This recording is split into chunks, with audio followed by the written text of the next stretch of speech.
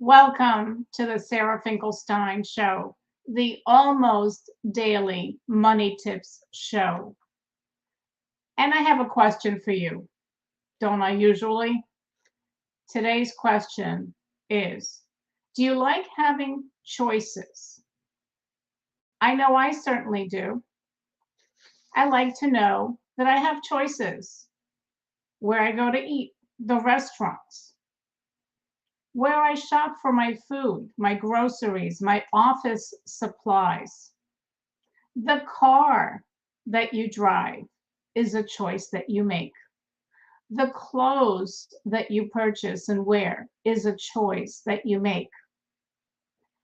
I went looking for band-aids and I was so surprised that there were 3 shelves full of different band-aids. Talk about choices.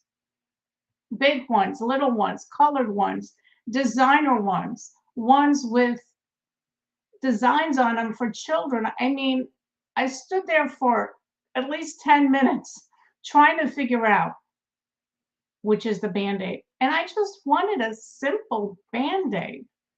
But my gosh, there are so many choices available to us.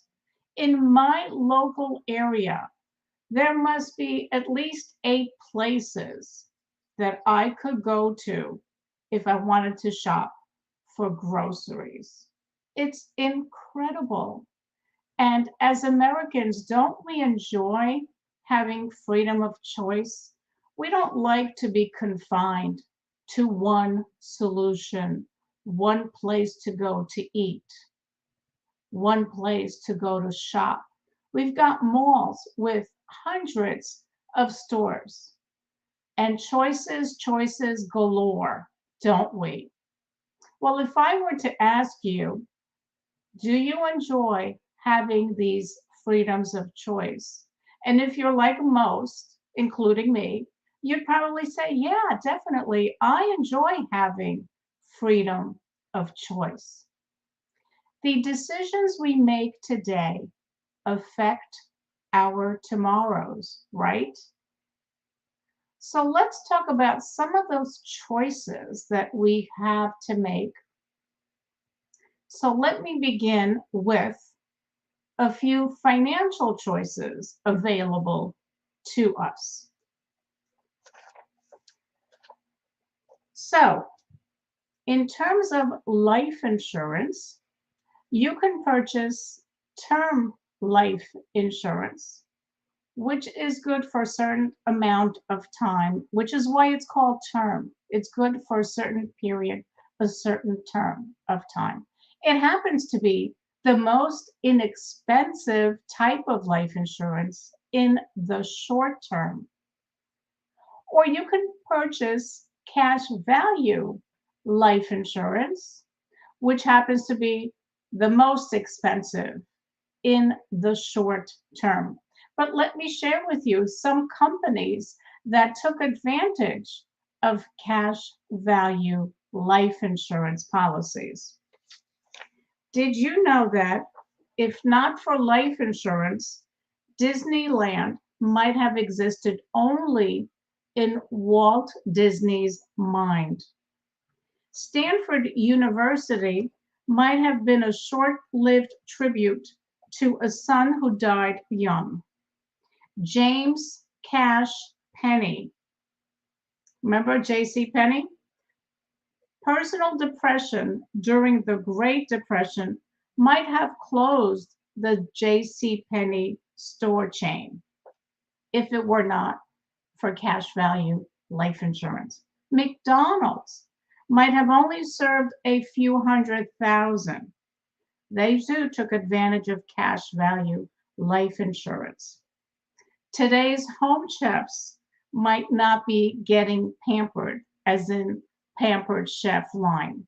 So there's a lot of ways that individuals and companies have taken advantage of cash value life insurance. Yes, it's more expensive than term life insurance, but there's a good reason for that.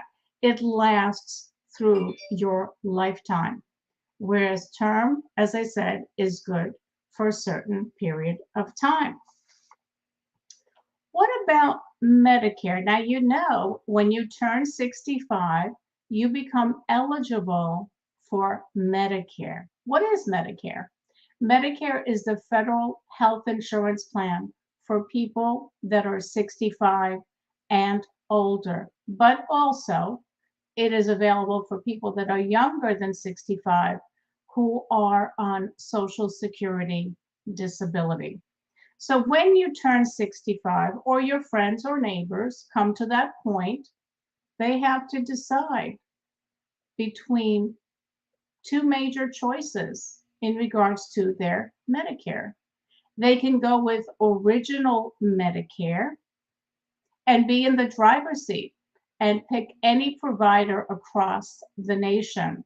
They typically will purchase a Medicare supplement plan, which will pay all of their copays, co-insurance, and deductibles. So once they make their monthly premiums, they have no out-of-pocket costs for their doctor visits and hospitalizations and a lot more. Or they can go for the Medicare Advantage plan, which is Part C of Medicare. That's an alternative to original Medicare. So when you have original Medicare, you can go to any provider anywhere in the country. But with the Advantage plan, it's a replacement of original Medicare. It is a network-based plan, so you have to use the providers in the network. And it is also managed care. So if you're very, very healthy, the Advantage plan might be a perfect fit for you. And as a Medicare planning specialist, I have clients that have Medicare supplement plans, and they're very, very pleased. And I have clients that have Medicare Advantage plans, and they are very, very pleased until they become ill, until they have lots of issues. This is what I have seen. I've even had clients that started with a Medicare Advantage plan, had something unexpected happen to them health-wise, and wanted to switch to original Medicare. But there are certain criteria in order to be able to do that. Sometimes you may not have an opportunity to go back to original Medicare. With a Medicare Advantage plan, they have to accept everybody. Doesn't matter how ill somebody might be, the Advantage plan will take you. But with the Medicare supplement plan, after a certain point, they do not have to accept you. And that's a decision. It's a financial decision. So again, if you're very, very healthy, you may be very happy with a Medicare Advantage plan, but it's important to understand the differences so you can make a wise decision. And for those of you listening who would like to learn more about Medicare, the differences between original and Medicare Advantage, and learn the basics so you can be in a position to make a wise choice, we are doing an educational workshop coming up on Saturday, April 2nd at 10 a.m. in Boca Raton. And if you want more information about that, you could register by calling 561-404-4209. There's also choices when it comes to long-term care insurance. Now we know, or we should know, be aware that during our retirement years, our healthcare costs is not just about Medicare, but also about the extended healthcare costs in our retirement years, such as long-term care. Long-term care provides the services that we might need when we need assistance with the things that we take for granted, which are the activities of daily living. That's what they are referred to as. The things we take for granted, like bathing, dressing, eating, toileting, getting in and out of a chair, those are activities of daily living that we all take for granted until we have trouble doing it. So when it comes to planning for long-term care, there are choices there too. You can go with traditional long-term care insurance, which has been around for probably 40 years or maybe more. And the traditional kind of long-term care insurance is a use it or lose it, kind of like your homeowner's insurance, your auto insurance. If you never use it, you've spent that money and the money's gone. Same thing with the traditional long-term care insurance. Now, the long-term care insurance is the cheapest way to plan for long-term care. But if you don't use it, that's it, you've lost it. There are alternative policies for long-term care, which are more expensive, but there's good reason for that.